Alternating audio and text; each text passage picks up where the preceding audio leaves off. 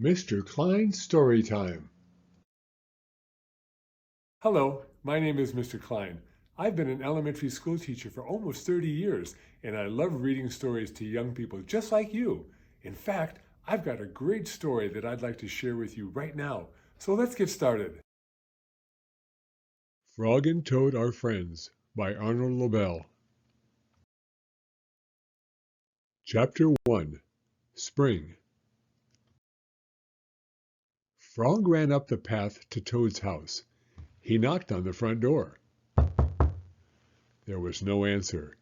"Toad! Toad!" shouted Frog. "Wake up! It is spring!" "Blah!" said a voice from inside the house. "Toad! Toad!" cried Frog. "The sun is shining! The snow is melting! Wake up!" "I am not here," said the voice. Frog walked into the house. It was dark. All the shutters were closed. "Toad, where are you?" called Frog. "Go away," said the voice from a corner of the room. Toad was lying in bed. He had pulled all the covers over his head. Frog pushed Toad out of bed. He pushed him out of the house and onto the front porch. Toad blinked in the bright light. "Help!" said Toad. "I cannot see anything." "Don't be silly," said Frog. "What you see is the clear, warm light of April, and it means that we can begin a whole new year together, Toad." "Think of it," said Frog. "We will skip through the meadows and run through the woods and swim in the river. In the evenings we will sit right here on this front porch and count the stars." "You can count them, Frog," said Toad. "I will be too tired. I'm going back to bed."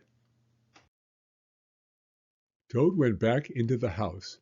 He got into the bed and pulled the covers over his head again. "But Toad," cried Frog, "you will miss all the fun."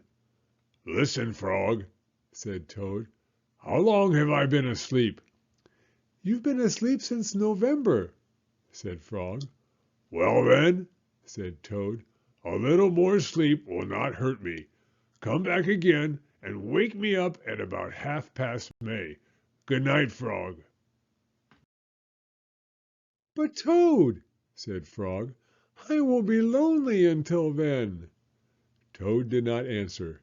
He had fallen asleep. Frog looked at Toad's calendar. The November page was still on top. Frog tore off the November page. He tore off the December page, and the January page, the February page, and the March page. He came to the April page. Frog tore off the April page too.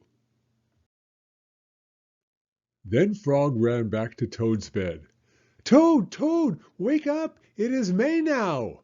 "What?" said Toad. "Can it be May so soon?" "Yes," said Frog. "Look at your calendar." Toad looked at the calendar. The May page was on the top. "Why, it is May!" said Toad as he climbed out of bed. Then he and Frog ran outside to see how the world was looking in the spring. The end. Thank you for coming to Story Time. If you like this video, please give it a thumbs up. I read new stories every week, so be sure to hit the subscribe button if you'd like to hear another one. Hope to see you again soon.